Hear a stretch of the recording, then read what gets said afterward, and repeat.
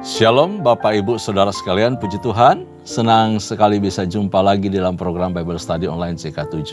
Nah, hari ini kita akan melanjutkan pembelajaran kita dari kitab 2 Tawarikh pasal yang ke-28 mengenai Raja Ahaz, anak dari Raja Yotam. Raja Ahaz adalah raja ke-12 dari kerajaan Yehuda. Nah, sebelum kita membahas lebih lanjut lagi kehidupan dari Raja Ahaz ini, mari saya ajak kita semua masuk dalam hadirat Tuhan. Kita memuji sembah Tuhan Allah kita.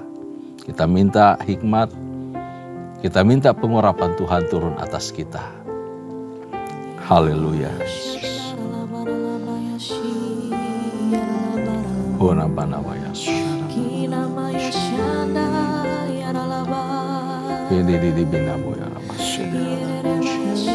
Terima kasih Tuhan. Terima kasih Allah. Puji-puji. Haleluya. Haleluya.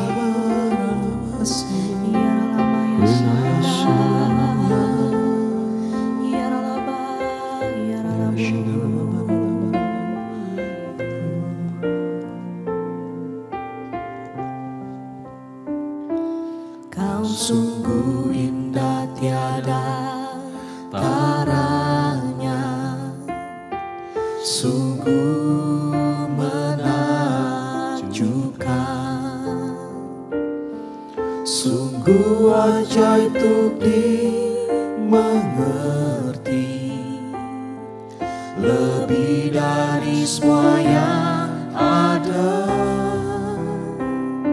Hikmat-Mu tiada terselami, kasih-Mu dalam tak terduga.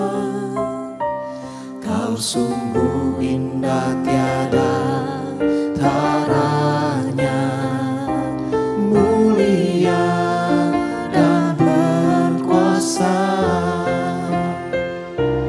Ku kagum hormat akan Engkau, ku kagum hormat akan Engkau. Kau Allah yang layak dipuji, ku kagum akan Engkau.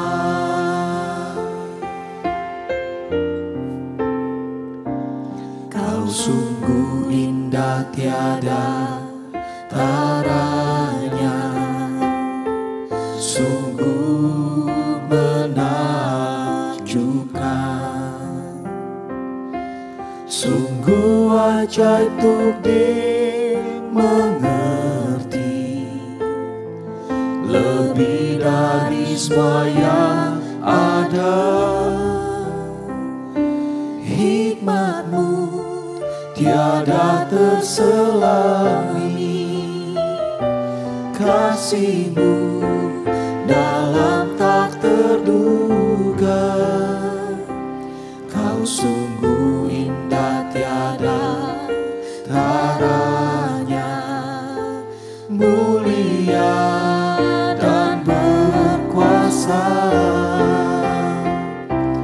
Ku kagum hormat akan Engkau, ku kagum hormat akan Engkau. Kau Allah yang layak dipuji, ku kagum akan Engkau. Ku kagum hormat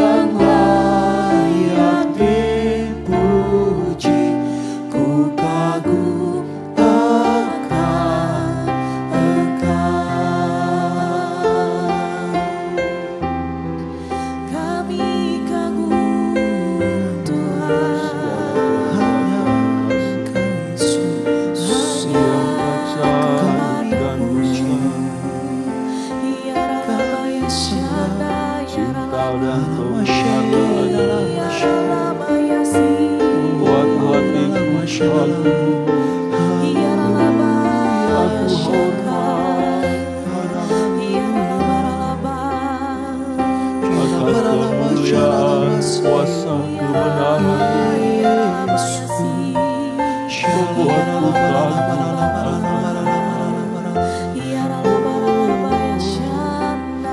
kasih-Mu yang tiada tara bagiku dan karya penebusan-Mu membuatku kagum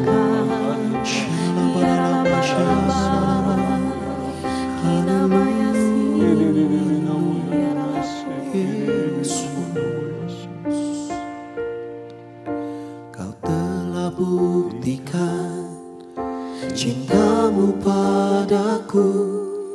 Kau membayarku dengan hidup-Mu.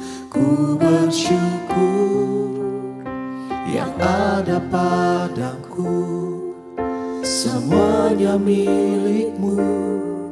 Ku persembahkan seluruh hidupku di mezbah-Mu.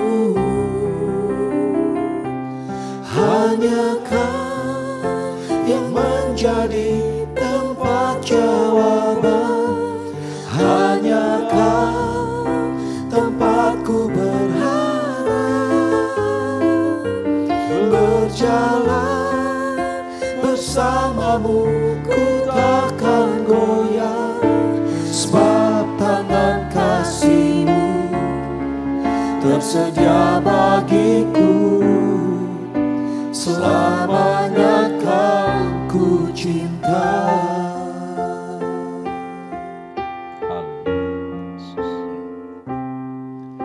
Kau telah buktikan cinta-Mu padaku. Kau membayarku dengan hidup-Mu. Ku bersyukur yang ada padaku, semuanya milik-Mu. Ku persembahkan seluruh hidupku di mezbah-Mu. Hanya Kau yang menjadi tempat jawaban. Hanya Kau tempatku berharap. Berjalan bersama-Mu ku takkan goyah, sebab tangan kasih-Mu tersedia bagiku. Selamanya Kau ku cinta. Hanya Kau yang menjadi tempat jawaban. Hanya Kau tempatku berharap. Berjalan bersama-Mu ku takkan goyah, sebab tangan kasih-Mu tersedia bagiku. Selamanya Kau ku cinta, sebab tangan kasih-Mu tersedia bagiku. Selamanya Kau ku cinta, sebab tangan kasih-Mu tersedia bagiku. Selamanya Kau ku cinta. Atas perbuatan tangan-Mu yang ajaib, atas kasih-Mu yang melimpah di dalam kehidupan kami, Engkau telah mengorbankan hidup-Mu bagi kami. Sungguh kami mengucap syukur. Menjadikan hidup kami berharga berarti. Kami berterima kasih ya Tuhan. Karena itu kami hormat, kami kagum akan Engkau. Allah yang ajaib, Allah yang luar biasa, yang kami kasihi Engkau di dalam Kristus Yesus Tuhan kami. Terpujilah nama-Mu ya Tuhan. Engkau hadir di tengah-tengah kami pada hari ini. Dalam proses pembelajaran dari kitab 2 Tawarik pasal 28 ini. Engkau memberkati kami semua, mengurapi kami, mengurapi hamba-Mu, mengurapi umat-Mu. Sama-sama kami bertumbuh dan dikuatkan iman kami, dan kami beroleh pengharapan di dalam Kristus Tuhan kami. Terpuji nama-Mu, kami bersyukur, di dalam nama Yesus kami berdoa. Amin, amin, amin. Puji Tuhan. Pada hari ini kita akan belajar dari 2 Tawari pasal 28. Bapak Ibu kasih dalam Tuhan, perlu saya sampaikan bahwa sejak dari masa Raja Uzia, Raja Yotam, dan juga sekarang masa Raja Ahaz, itu ada Nabi Yesaya yang bekerja atau melayani sebagai nabi. Ada juga Nabi Zakharia, ya. Nabi Yesaya sekaligus juga mencatat, menyalin semua kisah kehidupan raja-raja tersebut. Nah, ada juga khusus di kitab di pasal 28 pada masa Raja Ahaz ini ada nama Nabi Mika yang melayani. Jadi luar biasa sebenarnya ya. Sampai ada 3 nabi sekaligus menyampaikan pesan Tuhan pada masa Raja Ahaz. Tetapi apakah dengan adanya 3 nabi berbicara atas nama Tuhan, lalu Raja Ahaz itu bisa taat, bisa lurus hidupnya, makin baik, makin lebih hebat, makin luar biasa daripada raja-raja sebelumnya? Ternyata Alkitab mencatat hal yang berbeda, berbanding terbalik Bapak Islam Tuhan. Jadi kita baca bagian tersebut di pasal 28 ini, ya, di Alkitab saya, di buku saya halaman 492 sampai 493. Kita baca lebih dahulu ayat pertama sampai ayat yang keempat ya Bapak Islam Tuhan. Saya akan pandu kita semua di dalam membaca ayat-ayat ini. Demikian firman Tuhan, Ahaz berumur 20 tahun pada waktu ia menjadi raja. Dan 16 tahun lamanya ia memerintah di Yerusalem. Ia tidak melakukan apa yang benar di mata Tuhan seperti Daud bapa leluhurnya. Tetapi ia hidup menurut kelakuan raja-raja Israel. Bahkan ia membuat patung-patung tuangan untuk para Baal. Ia membakar juga korban di lebak Ben Hinnom dan membakar anak-anaknya sebagai korban dalam api, sesuai dengan perbuatan keji bangsa-bangsa yang telah dihalaukan Tuhan dari depan orang Israel. Ia mempersembahkan dan membakar korban di bukit-bukit pengorbanan dan di atas tempat-tempat yang tinggi dan di bawah setiap pohon yang rimbun. Wow, aneh. Ada 3 nabi yang bekerja melayani, memberitakan firman Tuhan kepada raja maupun juga kepada umat Tuhan. Tetapi suara nabi ini dianggap angin kosong Bapak Islam Tuhan. Ahaz adalah raja yang sangat jahat. Ya, disimpulkan dengan kata itu. Dia meniru kelakuan raja-raja Israel Utara. Yang di dekat dia, yang sebelum dia, yang baik-baik dia tidak tiru. Nenek moyangnya Daud dia tidak tiru. Yang dia tiru itu raja tetangga Israel sebelah utara. Yang notabene sudah diketahui, sudah dikenal sebagai bangsa yang rusak, penyembah berhala. Bangsa yang umat Tuhan juga sebenarnya, tetapi mereka sudah menyimpang dari Tuhan. Yang sebentar lagi akan mengalami pembuangan Bapak Ibu. Ya, saudara sekalian. Apa yang dilakukan oleh Raja Ahaz di sini? Ya, dia melakukan apa yang lebih jahat dari raja-raja sebelumnya, bahkan lebih jahat dari raja-raja yang di sebelah utara malah. Wow. Dikatakan tadi ia membakar, di ayat yang ketiga ya, dia membakar anak-anaknya sebagai korban kepada dewa Molok. Nah, sebagai korban bakaran. Ini mengerikan. Punya anak disembelih, dibakar. Aduh, sadis. Ini raja yang sadis. Ini adalah praktek penyembahan kepada dewa Molok yang kemudian bangsa-bangsa di Kanaan itu juga disingkirkan, dihalau dari hadapan mereka. Tetapi dia melakukan hal itu. Kita lanjutkan dari ayat 5 sampai 8. Sebab itu Tuhan Allah menyerahkannya ke dalam tangan raja orang Aram. Mereka mengalahkan dia dan menawan banyak orang daripadanya yang diangkut ke Damsyik. Kemudian ia diserahkan pula ke dalam tangan raja Israel dan mengalami kekalahan yang besar.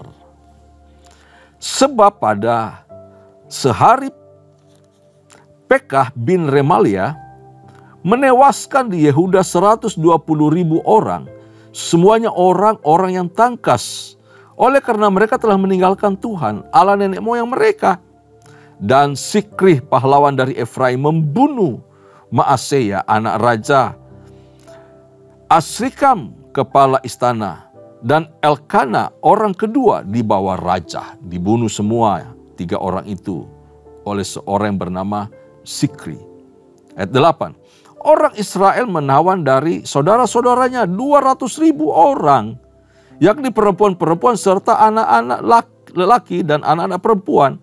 Mereka merampas juga banyak harta milik daripada orang-orang itu dan membawa rampasan itu ke Samaria. Wow. Akibat dari meninggalkan Tuhan dan dosa yang sangat besar, dari kejahatan yang sangat tajam yang dilakukan oleh Ahaz di sini, Tuhan menghukum dia. Tuhan menghukum dia. Nah, ketika Tuhan menghukum, tadi Tuhan mengirimkan yang namanya orang Aram. Tuhan mengirimkan orang dari sebelah utara, Israel utara, untuk kemudian mengalahkan, menghancurkan, membunuh, dan menawan. Bapak Ibu saudara Tuhan, dalam keadaan sulit, situasi yang berat sebenarnya ditanggung oleh raja maupun bangsa Yehuda.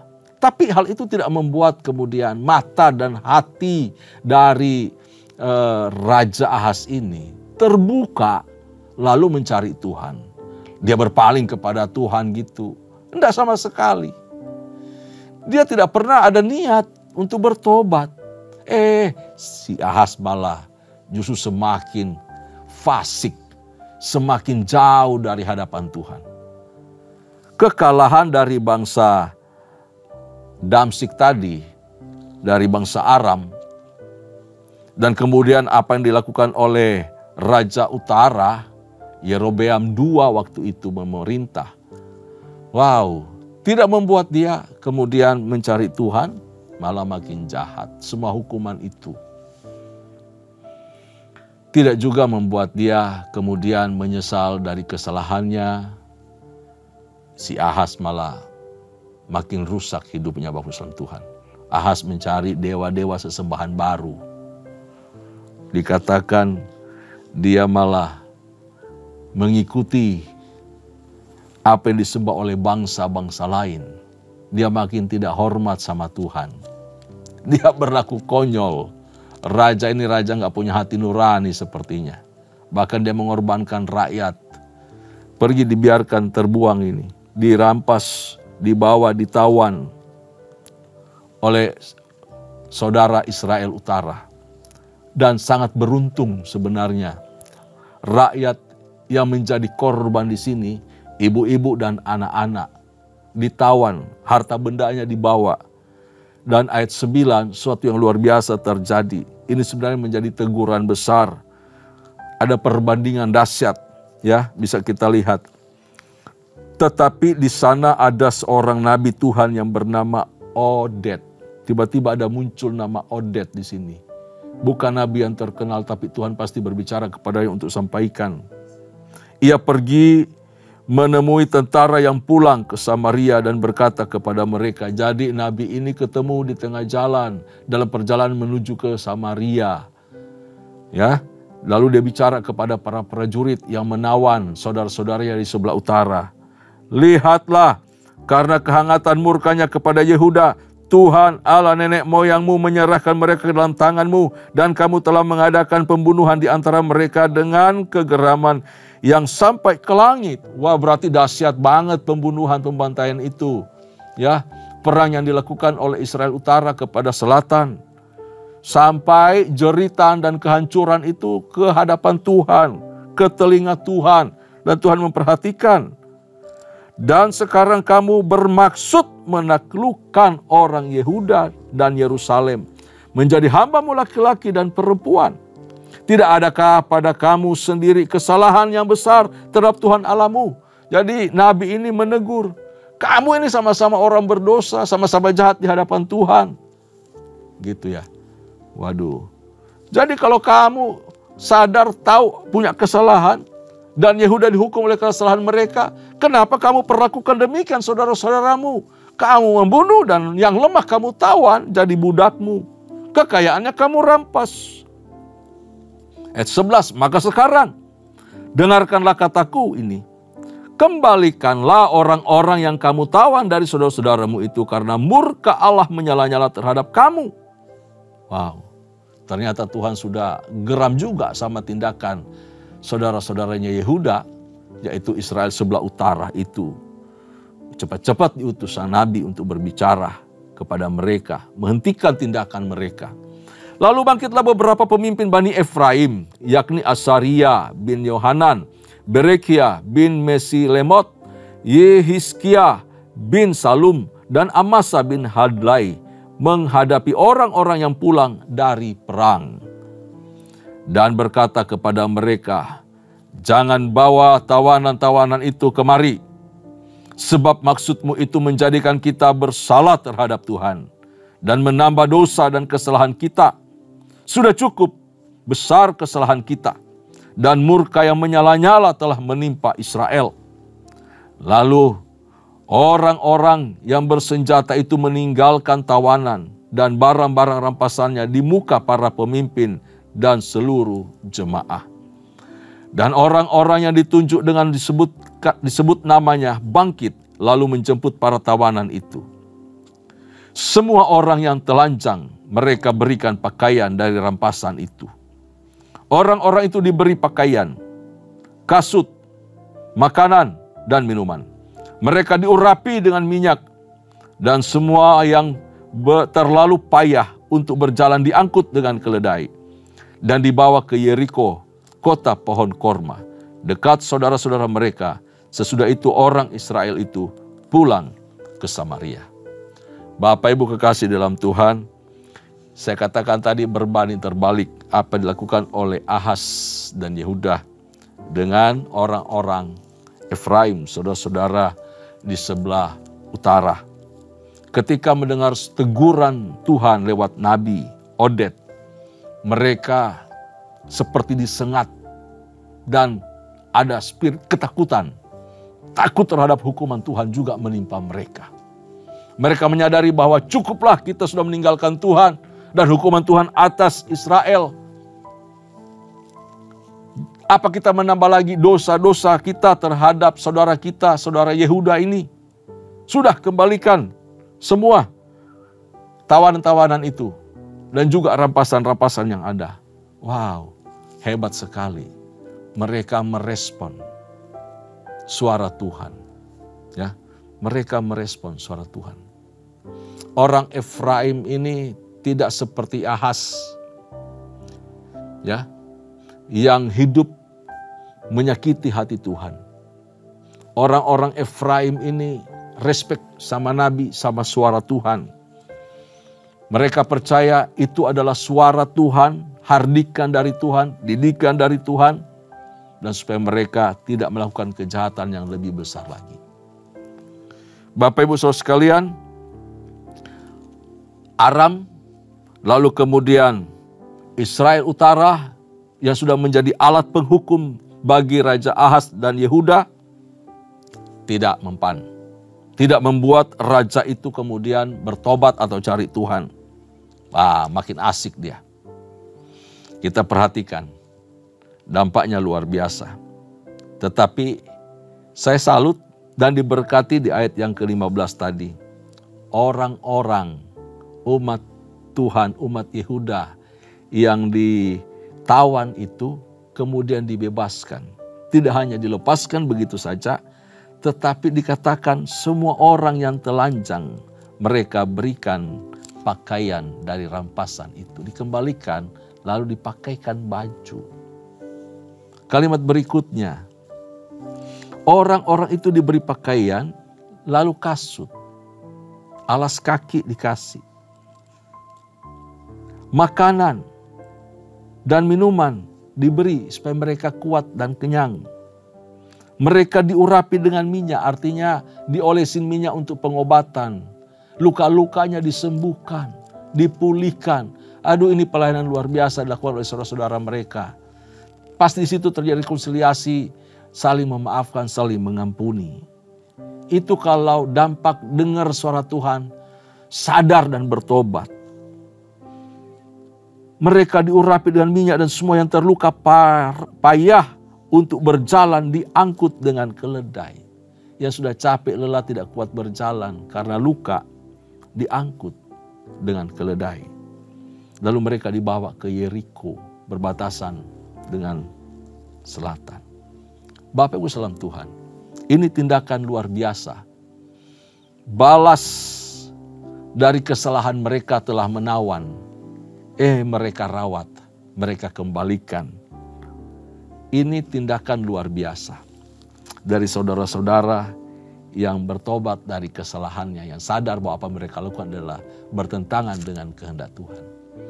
Lalu ayat 16, demikian sampai 19 ya. Pada waktu itu Raja Ahaz menyuruh utusan kepada Raja negeri Asyur untuk memohon bantuan. Karena orang Edom telah datang pula dan mengalahkan Yehuda serta mengangkut tawanan-tawanan. Ini tawanan-tawanan yang tadi baru dipulangkan, Edom datang dan Filistin menyerang. Waduh, bayangkan hukuman dari Tuhan bertubi-tubi akibat kejahatan yang tak terkira besarnya dilakukan oleh Ahaz. Urusan dengan Aram belum kelar, dengan Efraim sebelah utara belum selesai, datang lagi Edom dan Filistin mengambil peran untuk jadi cambuk, alat penghukuman bagi Ahaz. Mereka ditawan lagi. Orang-orang Filistin juga telah menyerbu kota-kota di daerah bukit dan di tanah Negeb Yehuda. Mereka pun merebut Bet-Semes, Ayalon, Gederot, Sokoh, dengan segala anak kotanya yang dulu sudah direbut oleh Daud, rampas lagi. Timna dengan segala anak kotanya dan Gomso dengan segala anak kotanya dan menetap di kota-kota itu. Kota-kota yang dulunya masuk wilayah Dan. Ya. Demikianlah Tuhan merendahkan Yehuda oleh karena Ahaz, Raja Israel itu membiarkan kebiadaban berlaku di Yehuda. Biadab. Itu berlaku kejahatan yang sangat rusak ya. Dan berubah setia kepada Tuhan. Maka datanglah Tiglat-Pilneser, Raja negeri Asyur kepadanya. Hanya bukan membantu dia, melainkan menyesakkannya. Walaupun Ahaz merampas barang-barang dari rumah Tuhan, dari rumah raja dan dari rumah-rumah para pemimpin, dan menyerahkannya semua itu kepada Raja negeri Asyur. Namun perbuatannya itu tidak menguntungkan dia. Dalam keadaan terdesak itu Raja Ahaz ini malah semakin berubah setia terhadap Tuhan. Bapak Ibu kasih salam Tuhan. Ini mengerikan dari Raja Ahaz. Kepala batu, badung, bandel, apa lagi namanya ya. Sudah bodoh ya, orang bodoh kalau meninggalkan itu kebodohan Bapak Ibu, kata penulis Amsal. Ya, dungu. Waduh, banyak kata-kata sebenarnya yang tidak ini ya. Yang mewakili bahwa perbuatan itu sangat jahat, sangat keji. Betul-betul tidak mewakili sebagai keturunan Daud seharusnya ini. Bapak Ibu salam Tuhan, dia minta bantuan dari Asyur, lalu dia kasih upeti. Bayar Raja Asyur dengan segala kekayaan. Di rumah Tuhan dirampas, diambil, dari istana diambil, dari para pemimpin kekayaannya diambil untuk nyogok Raja Asyur. Datang supaya bantu dia. Ya datang Raja Asyur. Lumayan toh. Dibayar banyak, dibayar dengan kekayaan yang luar biasa. Setelah itu Raja Asyur ngapain? Mempersulit, membuat dia tambah sesak lagi. Tidak cukup dengan kekayaan, dengan harta itu. Raja Asyur menjadi bumerang buat kehidupan Ahaz. Bapak Islam Tuhan. Yaitu mengandalkan manusia akan semakin terpuruk dan terkutuk. Saya percaya kita tidak demikian. Cukuplah pelajaran kecil, cambuk kecil ya. Cambuk kecil saja. Cukup mengajarkan kita untuk bertobat dan berpaling kepada Tuhan. Jangan bikin tambah jauh dari Tuhan. Lalu kita jadi tambah jahat, tambah melukai Tuhan, meninggalkan Tuhan. Itu namanya kebodohan. Kebodohan itu bebal. Tidak mau dengar suara Tuhan, tidak mau bertobat, makin jadi-jadi malah. Nah, perhatikan selanjutnya. Apa kata firman Tuhan dari ayat 23. Ia mempersembahkan korban kepada para allah orang Damsyik yang telah mengalahkan dia. Waduh, pikirnya apa? Yang membantu raja-raja orang Aram adalah para allah mereka. Kepada merekalah aku akan mempersembahkan korban, supaya mereka membantu aku juga. Tetapi Allah-Allah itulah yang menjadi sebab keruntuhan bagi dia dan bersama-sama dengan dia bagi seluruh Israel. Dipikirnya orang-orang Aram itu hebat karena Allah-Allah dari bangsa itu. Berhala-berhala bangsa itu. Lalu kemudian si Raja Ahaz ini tiru. Ayo mereka menang itu gara-gara Allah mereka, gara-gara Baal mereka atau patung-patung mereka. Ambil, bawa, kita menyembah. Siapa tahu kita akan ditolong oleh Allah-Allah tersebut. Patung aja nggak bisa bergerak, nggak bisa tolong dirinya sendiri. Kok malah disembah? Padahal dia tidak menyadari penderitaan, kehancuran, kekalahan yang mereka alami itu adalah hukuman dari Tuhan. Jadi dia bukannya ambil sikap, lalu kemudian berpaling mencari Tuhan sungguh-sungguh, bertobat, malah bikin tambah runyam, bikin kacau. Ini namanya bodoh dan bebal. Ya, Bapak Islam Tuhan. Ahaz, ayat 24.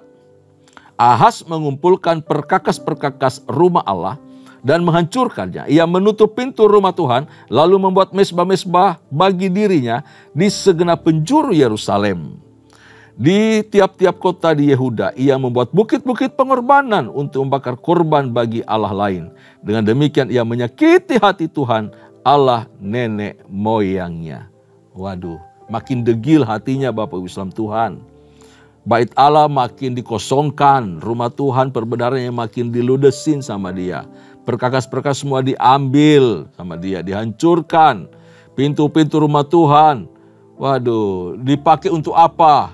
Semua perkakas itu dibangun untuk mezbah-mezbah bagi dia, supaya dia bisa mempersembahkan kurban di atasnya untuk kepada berhala, bukan kepada Tuhan. Ini mengerikan, Bapak Ibu Islam Tuhan. Dalam kesulitan, Raja Ahaz bukan cari Tuhan, malah makin bodoh dan makin dungu, makin bebal. Saudaraku, seharusnya kesulitan dan pergumulan yang kita hadapi, kita alami itu bisa menjadi batu loncatan bagi seseorang, bagi kita, untuk kemudian menyadari saya harus bergerak maju. Saya harus bergerak naik. Saya harus bergerak cari Tuhan sungguh-sungguh. Ini Tuhan disiplinkan saya. Saya harus tunduk pada otoritasnya. Saya harus menerima semua konsekuensi dari pelanggaran dan dosa saya. Dan Tuhan dengan kemurahannya akan memulihkan saya, mengembalikan saya. Bapak Islam Tuhan.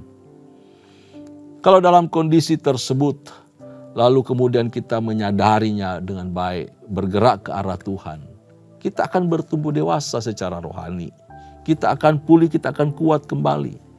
Tapi sebaliknya, kalau kita semakin jauh, semakin tidak setia kepada Tuhan, maka akan semakin hancur kehidupan kita. Semakin kita menuju kepada kebinasaan. Ketika kehidupan semakin sulit, kita harusnya semakin dekat dengan Tuhan. Amin. Bukan semakin tidak setia kepada Tuhan. Karena Tuhanlah satu-satunya sumber pertolongan dan kekuatan kita.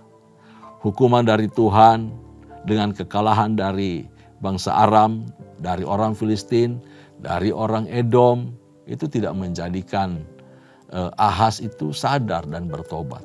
Dia malah minta bantuan ke Asyur yang sampai membuat dia hidupnya makin terpuruk dan bangsa itu dalam kesesakan. Dia malah mempersembahkan korban kepada Allah-Allah lain. Ini mengerikan. Dia tidak mencontoh apa yang dilakukan oleh ayahnya. Ia tidak belajar bahwa hanya dengan takut, hormat akan Tuhan, maka pemerintahan akan kokoh dan berhasil. Kisah kehidupan Raja Ahaz harusnya menjadi satu peringatan penting bagi kita yang hidup di masa sekarang. Semua gereja Tuhan harus memperhatikan apa yang kita baca ini. Seharusnya Allah adalah yang terutama di dalam kehidupan kita. Dia yang terpenting. Kita harus menempatkan dan menjadikan dia Tuhan di dalam kehidupan kita. Menyerahkan seluruh hidup ini untuk Tuhan yang atur, Tuhan pimpin. Tadi kita nyanyikan, berdaulat atasku, aku berserah penuh. Allah lah yang terutama. Ketika menghadapi masalah seharusnya kita ingat bahwa kesulitan merupakan kesempatan untuk kita bertumbuh dewasa, untuk kita semakin setia, bahkan terus makin dekat dengan Tuhan. Jangan menjauh, jangan melempem, jangan meninggalkan Tuhan apalagi. Jangan keluar dari pelayanan. Tunduklah kepada disiplin yang diberikan. Pada waktunya Tuhan akan memulihkan dan mempermuliakan kita. Jika ada peristiwa-peristiwa yang terjadi dalam hidup kita, yang membuat kita terdesak dan tidak lagi setia kepada Tuhan, mari kita harus ingat baik-baik dan waspada akan hal itu. Secepatnya kita harus beranjak, merespon dengan baik dan bijak, kembali kepada jalan Tuhan yang benar. Koreksilah diri kita. Apakah mata hati kita sedang tertutup oleh kebenaran? Ya, tertutup dari kebenaran, tertutup dari firman. Ada selubung yang melingkupi kita, sehingga kita tidak mendengar suara Tuhan, tidak peka lagi terhadap perintah Tuhan. Hidup di dalam pelanggaran terus. Apakah kita tidak lagi bisa merasakan karya Tuhan dalam hidup? Mari, pulihkan keadaan kita. Datang kepada Tuhan. Di masa-masa seperti ini, di masa yang sulit, cari Tuhan. Kembali kepada Tuhan. Amin saudara. Apabila kita sedang didisiplinkan Tuhan, apabila segala kesesakan kita alami, sekali lagi, cari Tuhan. Datang pada Tuhan. Mintalah pertolongannya untuk kita bisa mengerti rencana dan kehendaknya dalam hidup kita. Demikianlah yang kita terima, yang kita pelajari, yang kita dapatkan dari 2 Tawari pasal 28. Sekali lagi, jangan tiru kehidupan Ahaz. Tuhan Yesus memberkati kita semua. Tundukkan kepala, kita berdoa. Bapa, Engkau baik. Setiap hari Engkau mengajar kami untuk kami terus berjalan di dalam kehendak-Mu. Ketika kami berbuat salah, berbuat keliru, bahkan menyimpang dari jalan Tuhan. Kami berontak kepada Tuhan, kami berlaku tidak setia kepada Tuhan. Engkau mendisiplinkan kami. Engkau membawa kami kepada masa-masa penuh kesesakan. Namun kami diingatkan bahwa dengan rotan itu, dengan kesesakan itu, Tuhan mengingatkan kami untuk kami harus cari Engkau. Itu cara Tuhan untuk membawa kami pulang kembali kepadamu. Membawa kami untuk sadar dan mendekat kepadamu. Untuk kami pulih, untuk kami kembali bisa mendengar suara Tuhan berbicara kepada kami dengan lembut tanda kasih-Mu. Supaya kami diajar, dituntun, dipimpin oleh Tuhan lagi. Sehingga kami mengalami pemulihan, kesembuhan. Tuhan memuliakan kehidupan kami. Jika kami berada masa-masa sulit oleh karena disiplin Tuhan, teguhkan hati kami, bawa kami terus berjalan dalam kehendak-Mu. Pulihkan kami ya Tuhan. buat kami sadar sungguh-sungguh, hanya dengan tunduk pada otoritas-Mu, hanya dengan menyerahkan hidup, membiarkan kedaulatan-Mu bekerja dalam kehidupan kami, maka kami diselamatkan, kami dipulihkan, rohani kami kembali bertumbuh dan menuju kepada kedewasaan. Jangan biarkan kami makin jauh, jangan biarkan kami makin bejat, jangan biarkan kami terus berkubang di dalam dosa. Roh Kudus berbicara bagi kami dengan lembut, bawa kami kembali kepada jalan kebenaran-Mu. Terima kasih ya Tuhan, terpuji-pujilah nama-Mu. Kiranya hati kami terus tertuju kepada Tuhan dan mengarahkan mata rohani kami kepada anugerah-Mu.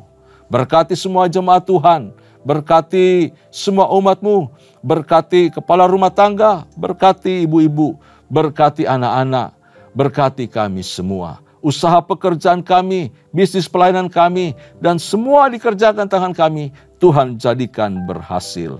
Terima kasih ya Tuhan, terpuji nama-Mu, kekasih-kekasih Tuhan, mari arahkan hatimu di hadapan Allah dan terimalah berkat. Anugerah yang melimpah dari Allah Bapa, kasih sayang di dalam Kristus Yesus Tuhan, serta persekutuan yang manis dengan Allah Roh Kudus, menyertai kita, mulai hari ini sampai parusia Tuhan datang pada kali yang kedua, bahkan sampai selama-lamanya. Setiap kita yang percaya, sama-sama katakan, amin, amin, amin. Tuhan Yesus memberkati kita semua.